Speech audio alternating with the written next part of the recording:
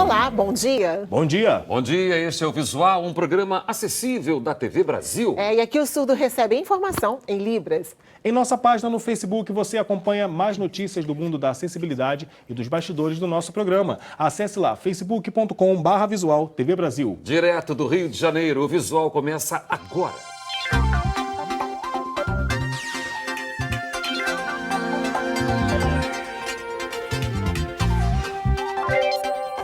Mulheres transexuais e travestis estão entre as maiores vítimas de violência de gênero no país. Mas enquanto a Lei Maria da Penha completa 10 anos, elas veem muitos direitos ameaçados. Thaís tem 67 anos, mulher, negra e travesti. Ela sentiu na pele a violência de gênero. Quando eu tive que vir para o Rio de Janeiro, para a casa de uma tia, ali eu comecei com a violência psicológica, né? Termos do tipo assim, se você tiver que envergonhar a família, suma porque o mundo é grande. Porque essa criança que está ouvindo isso, ela não sabe do que ela está sendo acusada. Casos como o de Thaís são contemplados pela Lei Maria da Penha, que ampara travestis e transexuais que se identificam com o gênero feminino. Essa é a primeira referência legal no país à identidade de gênero, mas está ameaçada por um projeto de lei que quer alterar o termo gênero no texto para sexo. É importante falar que existem 2 projetos de lei. Um que deixa mais claro que essa violência de gênero, então, protege também as mulheres trans e as travestis, e outro que, ao contrário, altera o termo gênero para o termo sexo, o que faz, então, o direito a essas mulheres trans e travestis não serem garantidos por essa lei. Pesquisas da Comissão Interamericana de Direitos Humanos apontam que as mulheres lésbicas, bissexuais e transexuais do continente são as que correm mais riscos de sofrerem violência sexual ou familiar. No Brasil, dados sobre violência homofóbica contra esses grupos mostram que quase 60% dos agressores são conhecidos das vítimas. O percentual é muito parecido com o de mulheres que foram vítimas de crimes no âmbito doméstico, 55%. Foi justamente contra esse tipo de violência que a Lei Maria da Penha foi feita. Jussiara foi agredida pelo ex-marido aos 22 anos, antes da Lei Maria da Penha. Na época, ela teve que entregar a intimação em mãos para o próprio agressor. Eu acho que é muito importante também falar para outras mulheres que estão em casa, assistindo, ouvindo, né? Saber que a gente também já passou por uma situação difícil, né? E que essa situação não permaneceu para o resto da vida. Isso são fases, mas a gente tem que buscar, né? A gente tem que buscar, as coisas não vêm assim de mão beijada para a gente. Jussiara fez um curso de promotora legal popular no Instituto Guelé 10 e agora ajuda outras mulheres a terem acesso à justiça. Maria Silvia, presidente do Instituto, comenta sobre o que ainda falta na implementação da lei. Nós precisamos que essas pessoas que estão operando a Lei Maria da Penha tenham sensibilidade ou sejam treinadas especificamente, não é, para dar atendimento às mulheres em situação de violência. Porque elas estão numa situação muito peculiar, né? A relação afetiva com esse agressor é uma situação muito peculiar. E eu acho que a última coisa que essa mulher precisa é de alguém que venha julgar, né? O que é que você fez que ele te bateu? Né? São perguntas que a gente ouve dentro da delegacia, o que é um absurdo. Olha, a vacina contra a dengue ainda não está disponível na rede pública. E nas clínicas particulares de vacinação tem um preço salgado. Em Porto Alegre, a procura pelo medicamento ainda é baixa. A procura pela vacina da dengue é muito baixa. Nesta clínica, no Menino Deus, as 5 doses recebidas foram feitas na semana passada, cada uma com um custo de R$ 300. Nesta outra, no Paço da Areia, a vacina está disponível por R$ 270 e também é preciso agendar o atendimento em grupos. É que cada frasco vacina 5 pessoas e aberto, a duração é de somente 6 horas. Os preços em Porto Alegre estão semelhantes aos nacionais. O diretor da Associação Brasileira do Setor diz que a divulgação pela Anvisa do preço máximo para os laboratórios de R$ 138 causou confusão para os consumidores, pois é normal serem somados os custos do distribuidor e das clínicas.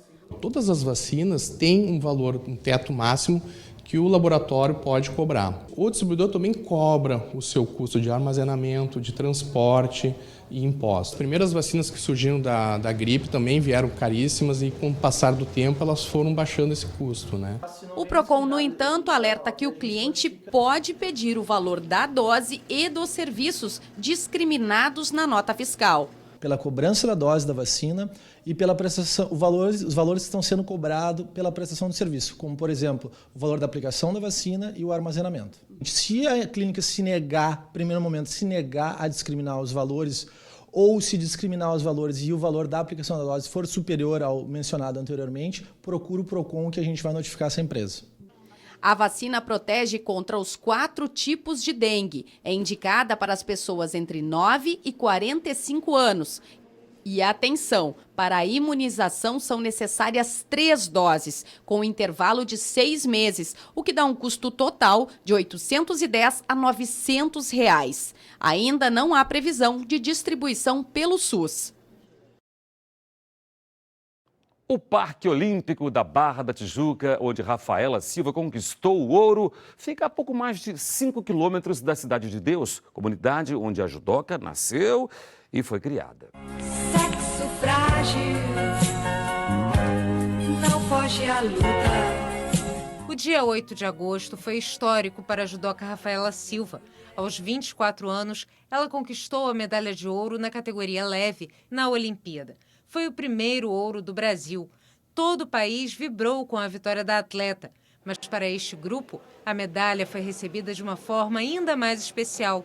São os colegas que dividem o tatame com Rafaela no Instituto Reação, em Jacarepaguá, zona oeste do Rio. A Rafaela gostava muito de rua, soltar pipa, jogar bola de gude e jogar futebol. Aí eu peguei e botei ela no judô para tirar ela da rua. Rafaela nasceu na Cidade de Deus. Ela começou a treinar judô com 5 anos de idade. Entre os títulos mais importantes da atleta está o ouro no Campeonato Mundial, em 2013. Todo grande gênio do esporte, assim, ela tem uma personalidade um pouco forte, assim, né? Às vezes ela está de mau humor, não quer treinar, mas o professor Geraldo, ele nunca desiste, assim, a gente vai insistindo e a gente acaba conseguindo fazer ela treinar. Na rua era uma moleca de rua, jogava bola, soltava pipa, subia em árvore, brigava. Então, e tinha uma agressividade legal que a gente sentiu isso e canalizou para o judô. É aqui que Rafaela sempre treina para as competições. E este tatame também é o lugar onde vários jovens descobrem o judô. Rafaela é inspiração de jovens como o Matheus, que tem 11 anos e há 4 treina o esporte. Eu me inspirei muito nela, quando ela foi campeã mundial aqui no Rio, em 2013. Agora, campeã olímpica, poxa, tudo de bom pra gente, né? Veio de dentro do nosso tatame e treina duro como a gente. Eu acho que todos nós podemos chegar lá. A gente se organizou aqui e também lá no outro polo, na Rocinha. Foi muito emocionante que vendo a Rafaela lá ganhando a Olimpíada. Agora eu me espero cada vez mais para me chegar lá.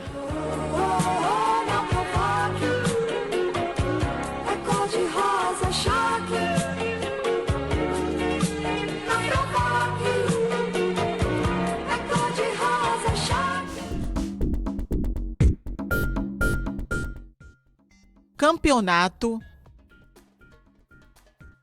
karatê, capoeira, ciclismo, caminhada, vencer.